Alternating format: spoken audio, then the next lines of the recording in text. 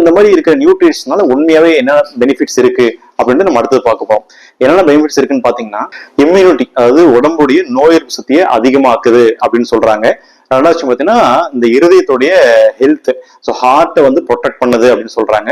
Again anti oxidants நிறைய இருக்குனால anti ageing ப்ராசஸும் இருக்கு. அதாவது ரொம்ப ஏர்லியராகவே வயசான தோற்றம்லாம் ஒரு சில பேருக்கு வரும், அதை வந்து அவாய்ட் பண்ணுதுன்னு சொல்றாங்க. அடுத்த விஷயம் வந்து சுகர் கண்ட்ரோல்.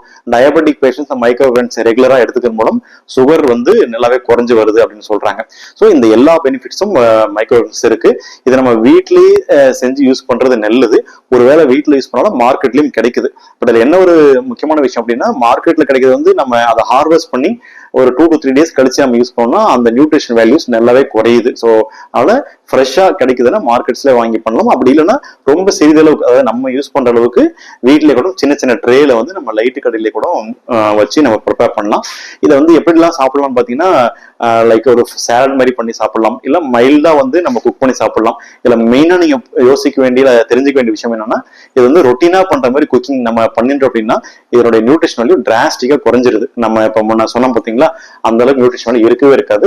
ஸோ வந்து மினிமலா நம்ம குக் பண்ணியோ இல்ல முடிஞ்ச அளவுக்கு சாலட் மாதிரியோ சாப்பிடுறது நல்லது.